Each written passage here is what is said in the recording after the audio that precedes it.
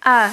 Pengertian perkembangan peserta didik merupakan bagian dari pengkajian dan penerapan psikologi perkembangan yang secara khusus mempelajari aspek-aspek perkembangan individu yang berada pada tahap usia sekolah dan sekolah menengah. Prinsip-prinsip perkembangan peserta didik yaitu sebagai berikut. 1. Perkembangan adalah proses yang tak pernah berakhir. 2. Setiap anak bersifat individu dan berkembang sesuai dengan perkembangannya. 3. Semua aspek berkembang saling berkaitan. 4. Perkembangan berlangsung dari kemampuan bersifat umum menuju ke bersifat khusus. 5. Perkembangan itu dapat terarah dan dapat diramaikan. A. Faktor yang berasal dari individu terbagi 3. 1. Bakat atau pembawaan. 2. Sifat-sifat keturunan. 3. Dorongan dan intrinsik. B. Faktor yang berasal dari luar individu terbagi 5. 1. Makanan. 2. Ikat. 3. Kebudayaan. 4. Ekonomi. 5. Kedudukan anak dalam lingkungan keluarga. C. Faktor umum terbagi 5. 1. Inteligensi. 2. Iklim. 3. Kebudayaan. 4. Ekonomi. 5. Kebudayaan dalam lingkungan keluarga. B. Perkembangan fisik. Perkembangan fisik merupakan raga manusia. Tepat berkembang berbagai perkembangan manusia. Dalam fisik manusia terjadi perkembangan kognitif sosial. Agama dan bahasa fisik merupakan tempat bagi perkembangan psikis manusia. Pesatnya berkembang fisik manusia akan sangat dirasakan pada usia di mana anak-anak mulai memasuki pendidikan SMP dan SMA. Perkembangan ini mencakup aspek-aspek penting dari perkembangan individu. 1. Perkembangan fisik masa usia sekolah menengah SMP. 2. Perkembangan fisik masa usia SMA. Tahap perubahan fisik selama masa remaja. 1. Fisik. A. Perubahan eksternal terbagi 4. 1. Tinggi badan. 2. Berat badan. 3. Proporsi tubuh. 4. Organ seks. B. Reaksi terhadap pubertas. 2. Kematangan awal dan kematangan terlambat. Faktor dari penyebab masalah remaja tersebut yang sulit mengendalikan emosi adalah faktor internal. A. Perubahan jasmani. Perubahan jasmani ini terkait dengan keinginan dari remaja tersebut yang senang mencoba hal baru tanpa memikirkan akibatnya. B.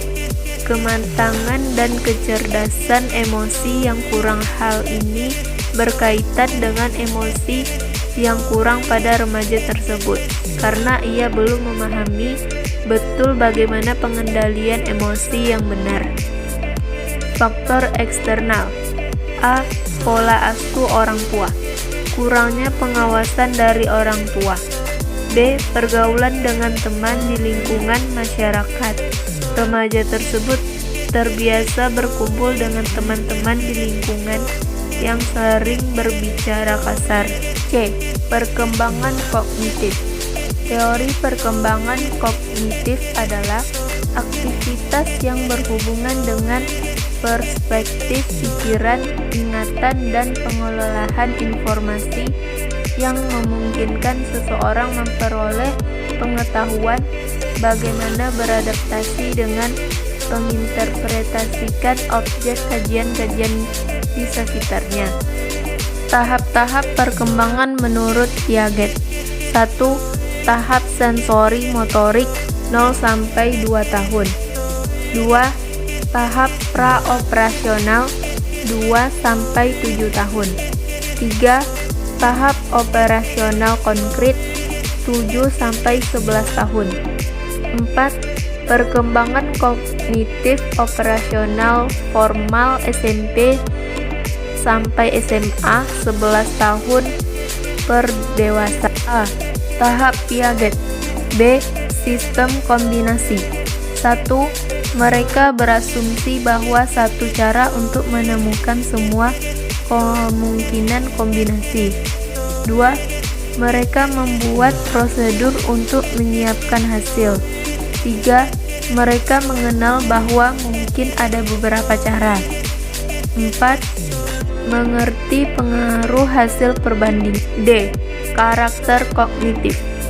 Intelektual adalah orang yang menggunakan kecerdasannya untuk bekerja dan menjawab persoalan tentang berbagai gagasan dan pertumbuhan orang mencapai kesempurnaan pada usia 12-20 tahun. 1. Secara intelektual, remaja mulai dapat berpikir logis tentang gagasan abstrak. 2. Berfungsinya kegiatan kognitif tingkat tinggi. 3. Sudah mampu menggunakan abstraksi-abstraksi ini, membedakannya yang konkret dengan yang abstrak.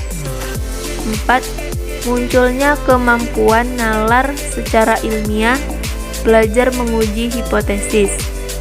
5. Memikirkan masa depan, perencanaan dan pengeksplorasi tematis untuk mencapainya psikologis remaja. 6. Mulai menyadari proses berpikir efisien dan belajar berintrospeksi.